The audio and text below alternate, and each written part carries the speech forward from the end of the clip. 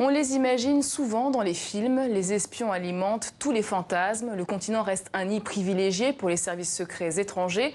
Deux journalistes révèlent dans un livre les échanges étonnants entre dirigeants africains et agents français. Nous avons le plaisir de les recevoir ce soir. Bonsoir Antoine Glaser et Thomas Hoffnung. Bonsoir. Alors votre livre « Nos chers espions en Afrique » vient de paraître aux éditions Fayard. Antoine Glaser, pourquoi vous avez décidé de dévoiler certains secrets de l'espionnage en Afrique ? Simplement, c'est vrai que moi qui ai suivi le continent africain, l'actualité africaine depuis plus de 35 ans, c'est vrai que j'ai vu des périodes historiques où vraiment, à la période, disons, de la guerre froide de 60 jusqu'à la chute du mur de Berlin, là, il y avait vraiment Foccart qui était vraiment on disait toujours, le réseau des réseaux. Il y avait un seul homme et c'était politique, diplomatique, militaire. C'était quelque chose qui était un système intégré. À la chute du mur de Berlin, c'est vrai qu'il y a eu un peu les diplomates, les hommes d'affaires, mais dans une période actuelle, avec une Afrique qui se mondialise, au moment où la France, elle perd un peu pied, c'est dans ces moments-là où elle fait monter les hommes de l'ombre, des services secrets, parce qu'eux, ils ont les infos sur qui fait quoi en Afrique. Et donc, c'est une période historique donnée qui fait qu'on voit les hommes de l'ombre, et que ça soit des diplomates, des hommes d'affaires, très souvent, ils ont un lien avec les services secrets. Donc, l'idée est venue par rapport, disons, à une période historique donnée. Et en quoi le travail des espions français a changé avec les indépendances, Thomas Hoffnung ? Il a changé comme la relation entre la France et le continent a changé. C'est-à-dire que, comme l'a dit Antoine, il y a une période où il y avait une sorte de monopole de fait pour les agents français. Il y avait certains conseillers qui étaient dans vraiment l'antichambre de certains présidents africains. Maintenant, c'est terminé tout ça. Et donc, je dirais qu'il y a une forme de normalisation quelque part du travail des services. Et il y a plus de concurrents, il y a plus de rivalité, plus de compétition. Et pour les services français, c'est sans doute plus dur. Là. Il y a une sorte d'âge d'or qui est terminé. Alors, vous estimez dans votre livre qu'il y a des présidents chouchous des services français. Alors, vous citez le Gabon d'Ali Bongo, Sassou Nguesso du Congo-Brazza, Idriss Déby du Tchad.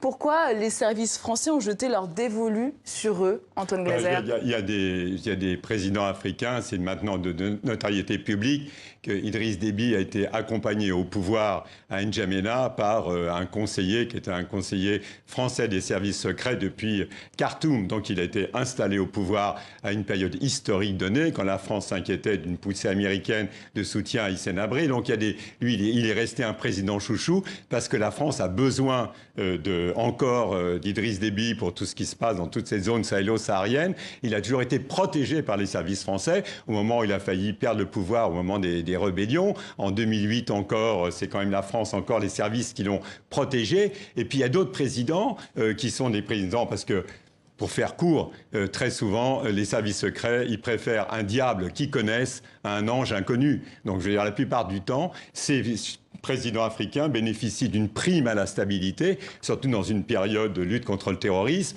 de déstabilisation. Et les présidents africains, ils font comprendre en disant « Attention, vous savez pas, voilà, l'opposition, vous aurez des problèmes, etc. » Et ils donnent des gages. Et les gages, c'est du renseignement. Donc, du temps des anciens présidents Houphouët-Boigny, Omar Bongo, ils étaient quasiment intégrés dans le dispositif de Jacques Foccart. Actuellement, ils ne sont plus intégrés dans le dispositif. Mais comme ces chefs d'État africains, eux, ils ont des alternatives. Ça veut dire qu'ils peuvent aller chercher les Israéliens, les Américains ou les Russes. À partir de ce moment-là, les services français, ils ont tendance à dire finalement, lui, on le connaît, il n'est pas si mal. On va y revenir. Dans votre enquête, vous révélez cette anecdote assez étonnante. Chaque mardi et jeudi, le président centrafricain Touadéra a un rendez-vous rituel avec un colonel de l'espionnage français. C'est un cas unique sur le continent, Thomas Hoffnung ? Ça le devient de plus en plus. Hein. C'est vrai que, comme l'a dit Antoine, par exemple, dans l'entourage d'Idriss Déby, il y avait Jean-Marc Gadoulet, qui a fait parler de lui au moment des histoires des otages dans le Sahel, qui était très proche d'Idriss Déby.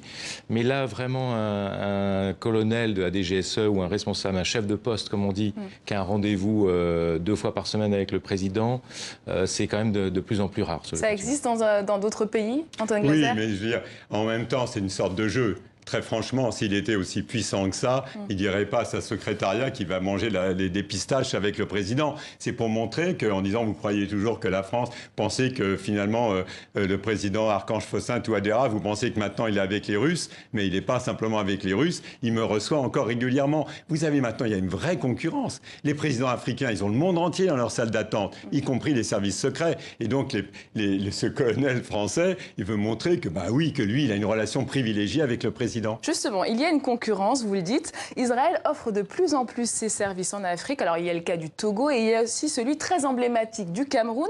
Pourquoi, dans ces deux pays, Israël détrône les Français ? L'histoire du Cameroun, c'est une vieille histoire. Hein. Pour faire court, en avril 1984, vous avez une tentative de coup d'État contre le président, qui avait succédé, qui était Paul Biya, qui avait succédé à Ahmadou Ahidjo. Et le président Paul Biya était persuadé que les services français avaient soutenu ce coup d'État. Et donc, il a été chercher les Israéliens. En plus, il a aussi une relation privilégiée, aussi au niveau religieux, au niveau ésotérique, avec Israël, la Kabbale et autres. Il s'intéresse à un certain nombre de choses proches, finalement, d'Israël. Il a toujours été soutenu par les Israéliens. Et encore maintenant, la garde présidentielle au Cameroun, et le BIR, la brigade d'intervention rapide, ce sont surtout les Israéliens. Et y a-t-il d'autres pays qui menacent le précaré français? On parle souvent de la Chine ou de la Russie, Thomas Hoffnung. Alors la Chine, je pense que c'est surtout, pour l'instant, elle est restée assez impartiale, assez neutre au niveau politique. Donc c'est les intérêts économiques, on le sait, qui priment. Il y a eu l'espionnage de l'Union africaine aussi. Voilà, c'est vrai qu'elle a fait elle a construit le siège de l'Union africaine et on sait souvent que ces projets sont souvent intéressés. Et d'ailleurs, on raconte dans le livre que les services secrets français essayent de dissuader certains pays africains de se doter de matériel d'interception construit par les Chinois, parce que vous pouvez toujours mettre des logiciels espions qui permettent d'intercepter directement les informations. Mais donc, il y a les Chinois, il y a, comme l'a dit Antoine, les Russes, par exemple, qui sont de plus en plus présents en Centrafrique, les Israéliens également. Mais les Chinois, c'est vrai que ça reste encore un peu marginal, mais ça va monter. On l'a bien vu avec le Zimbabwe. Ils vont être obligés de faire de la politique aussi en Afrique. Et donc, qui dit politique, dit renseignement.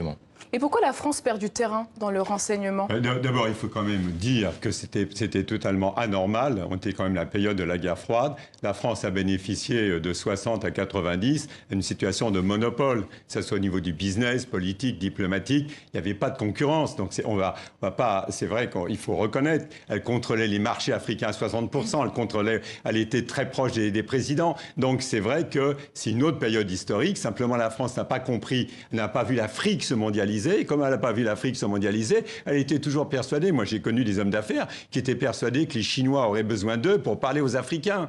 Et du coup, ils étaient surpris de voir que quand les Africains disaient « Mais attendez, vous les Blancs, vous ne montez pas dans nos bus, les Chinois, ils montent dans nos bus, et puis ils ont les mêmes produits que nous. » Ils n'ont pas compris, vu que l'Afrique se mondialisait. Et pareil au niveau des services secrets, qui ne connaissent pas les sociétés civiles, au niveau social et économique, il y a des bouleversements en Afrique que la France a mal maîtrisés.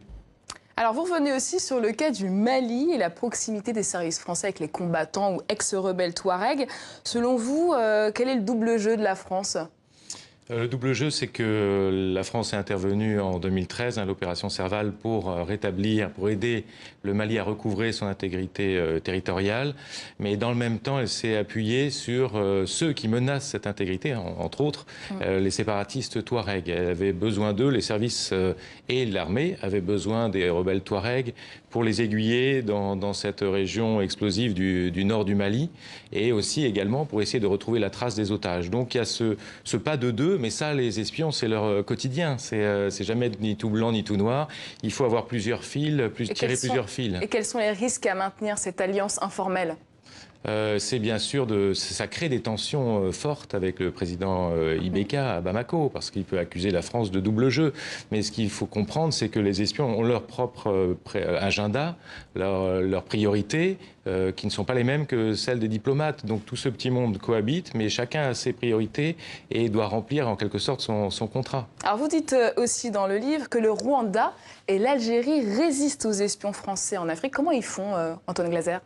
Simplement, au Rwanda, Rwanda, quand vous avez l'ancien patron Claude Zilberzan, qui était au niveau de l'époque du SDEC, et qui lui-même nous dit moi, j'avais déconseillé au président François Mitterrand de faire toute une opération au Rwanda. On voit bien que les services, ils peuvent jouer dans l'autre sens. Ça veut dire parfois, vous pouvez avoir l'armée qui veut intervenir au Rwanda pour un certain nombre de ses propres considérations, ses propres stratégies d'analyse, et vous pouvez avoir les services secrets où Claude Zilberzan, il nous dit carrément, moi, on n'avait personne au Rwanda, je veux dire, c'est l'ancienne colonie belge, on connaissait personne et on était contre. Donc, vous voyez comment les choses peuvent évoluer. C'est bien évident que le président, tout le monde sait que le président Paul Kagame était chef des services secrets en Ouganda. Bon, il est arrivé sans doute beaucoup plus avec des gens du SAS britannique qu'avec les gars de la DGSE. Donc, je veux dire, c'est aussi le problème de l'Afrique, c'est que l'Afrique, contrairement à la Chine, qui est dans tous les pays, chaque ancienne puissance coloniale reste dans son précaré. Les Anglais sont toujours au Ghana ou au Nigeria, etc. Les Français dans leur précaré et les lusophones, les Portugais aussi. Alors, cette question, quels sont les pays africains qui ont le mieux développé leur système de renseignement, leur propre système de renseignement? On a un chapitre qui est consacré justement à la coopération entre la DGSE et ses cousins sur le continent. C'est vrai que les services de sécurité et services de renseignement locaux étaient très tournés vers la défense du régime. Donc un renseignement très intérieur, sauf que la poussée djihadiste, la percée djihadiste et la lutte antiterroriste fait qu'il y a une nécessité de développer le renseignement aussi extérieur. Et donc on le voit par exemple à travers le G5 Sahel. Et ce qu'on ne sait pas forcément, c'est que la France, tout en maintenant ses positions, essaye de pousser ses alliés à développer ce type de renseignement parce que la lutte, bien sûr, antiterroriste, c'est une lutte transnationale. Il y a les services marocains aussi qui sont très, très bien tuyautés. Merci beaucoup Antoine Glaser et Thomas Hoffnung d'être venus sur le plateau de TV5 Monde. Je rappelle votre livre « Nos chers espions en Afrique ». C'est un...